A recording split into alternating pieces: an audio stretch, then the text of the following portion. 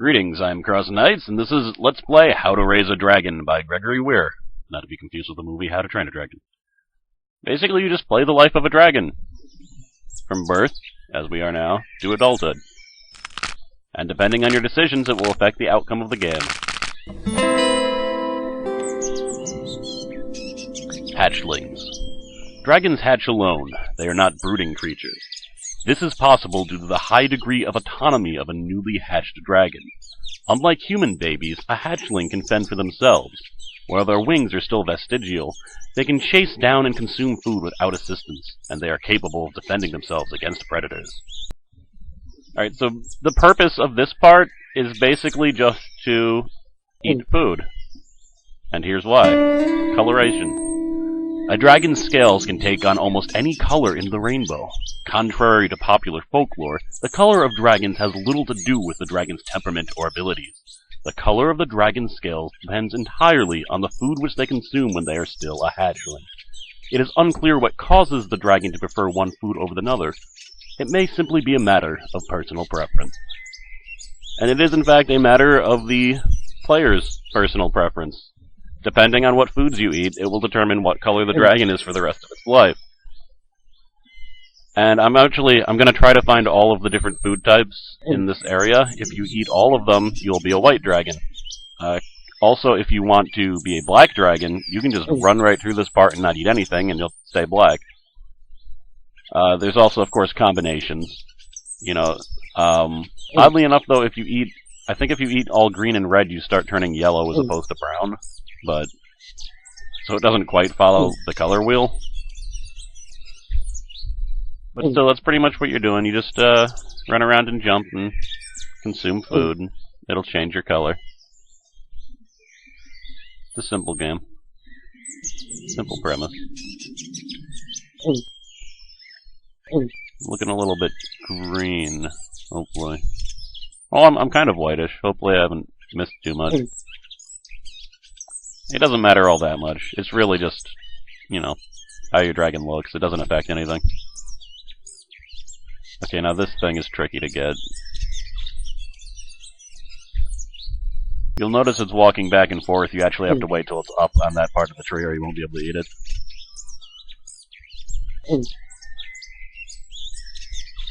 Let me just make sure. Okay, so that's where the cave was. I think that's all of it. I don't know, though. I might have missed one or two. It doesn't really matter. Oh no! Capturing a dragon. While still a hatchling, a dragon can be captured with relative ease using cleverness or magic. The benefits of a captive dragon are many. As magical creatures, even their droppings are useful in magical rituals. The ethics of holding a captive sentient creature are, of course, questionable, as is the wisdom of keeping such a creature for too long. Alright, so we've been captured by the wizard, but time has passed. And now we are strong enough to break even steel cages. Or maybe wood, I don't know. Adolescence. After several years, the newly born dragon will have grown considerably. It will be as tall as a human being, and will have achieved a great deal of strength and intelligence. A captive adolescent will not likely stay captive for very long. The wings of an adolescent have not developed enough for true flight, but they are capable to provide some lift, allowing the dragon to extend the height and length of its jumps. Translation: double jump.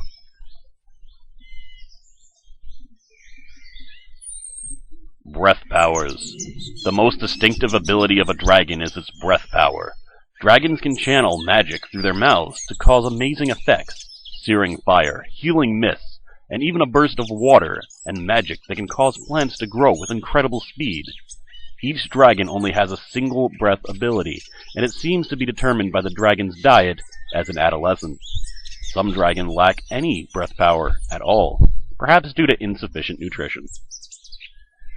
Now, this part is basically like the first part. You find different things to eat, but this time it determines your breath power as opposed to your color. Your color is already set and cannot be changed. There are 4 of each type here, and as soon as you eat all 4 of a certain type, that is your breath power. And you can't change it once you get it. This is an escape point. There's basically, what is it, 4? There's 4 different escape points, I think. Or maybe 3. And you can tell if you can eat it by there'll be little sparks of whatever color it represents.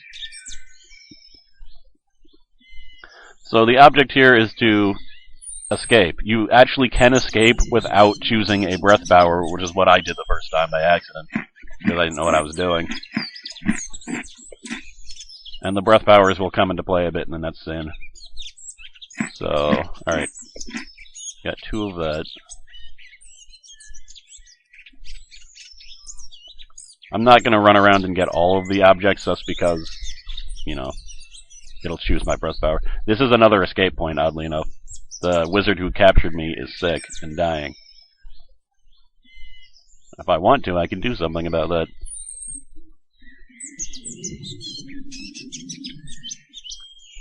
So down this dungeon and... oh, this fire thing, I totally didn't think that was a power the first time I played this and I couldn't find it. So I wasn't able to get fire breath for a while, but that's the most hidden one, I think, the least obvious one. All the other ones are pretty easy to find. But if you keep on going to the right, you can escape at this point, even before you get a breath power. The other escape point is if you get the plant power, you can escape through the forest after growing the plants and making ledges for you to jump up and live. You can also burn the house down if you have the dragon power. But there, I have healing breath. A dragon who has ingested certain herbs and mystical substances during adolescence can produce a healing mist from their nostrils. This substance is as effective as the best man-made salves and can cure almost any ailment. This ability is sometimes used selfishly, so that the dragon can amuse itself or reward loyal servants. Folktales more often tell of those dragons who have this power turned to benevolent purposes. But screw that old man, because he's held me here for years and years and years. So just like the first time I played this, I think I'm... oh no, alright. Since I didn't actually mean to get all of healing power. Since I did, I might as well go heal the old man. And there's the healing mist. Yeah, I'll heal him. Forgiveness. Occasionally, a captive dragon will forgive its captor and perform an act of kindness in the dragon is in every way a superior beast to a human, superior in mind, superior in body, and superior in heart. When a dragon shows anger, it can burn brighter than any human rage. But draconic forgiveness shines even brighter. Only the most callous of captors could resist releasing such a noble beast. And now we're an adult. Bigger than trees. Adulthood. An adult dragon is at least half a century in age. Several stories tall, incapable of eating a cow or a human in a fight. Cruel dragons will often land on humans, killing them. An adult dragon can soar in the air by flapping its wings, or glide by holding them out. A newly adult dragon must first find a home. Good homes are secure locations with a view of nearby land. One can always tell when a dragon has chosen a new home, as it will rest motionless in the spot for a time. So I love, not only are these very well written, but Gregory Weir's found out a way to give instructions without making it seem like he's giving instructions. He's basically just leaving it into the story. As you can see, I essentially have infinite jump as opposed to double jump, and I can glide by holding down jump. So there's 2 different places that I can rest. Alright, human interaction.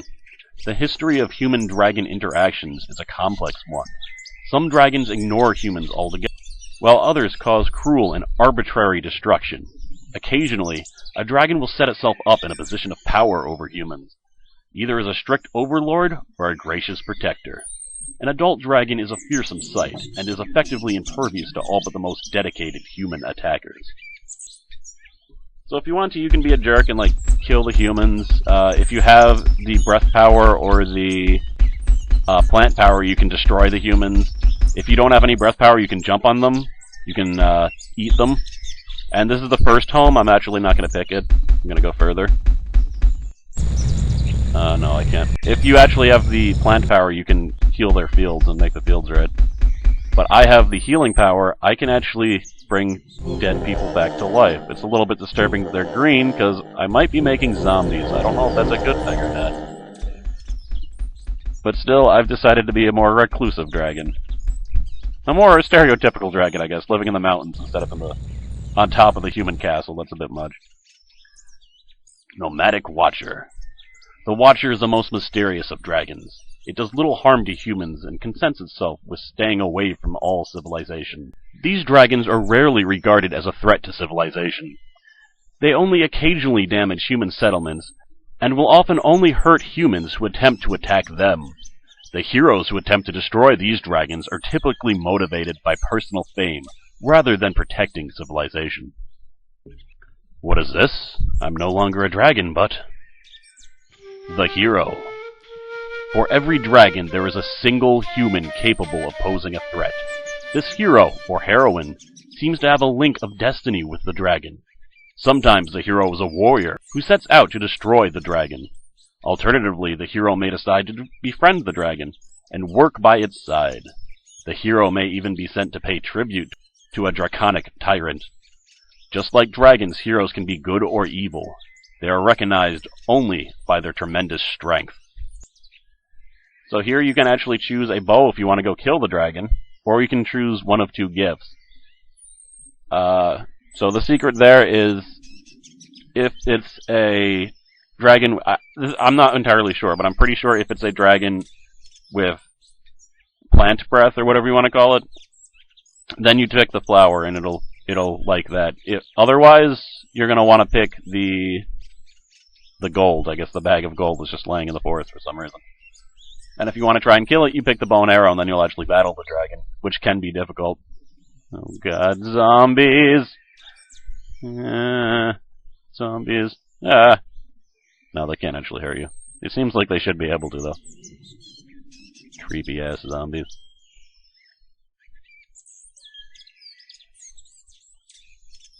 Yep. Almost there. You'll see the dragon is completely full grown here. Huge. So there, you just drop down the gift, and it may accept it, assuming it has a good temperament, which is determined by the decisions that you made. Friendship. With the proper gifts of greeting, a hero can befriend a dragon.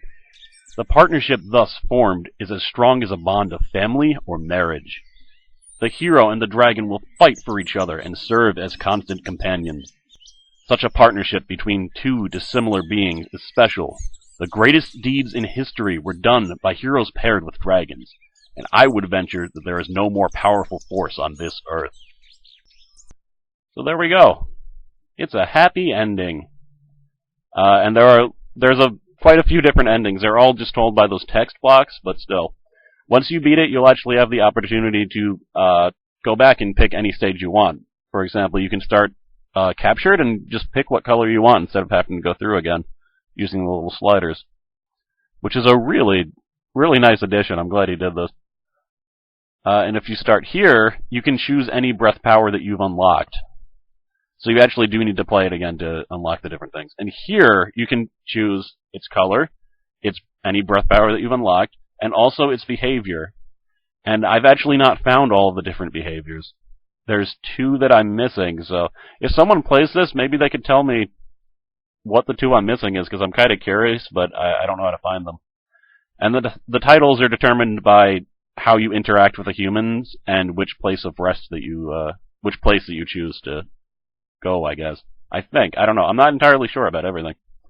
But yes, go play it yourself and find the other endings and get the other breath powers and stuff like that. It's very good. And I just want more people to play this game. I'm CrossKnights. Later.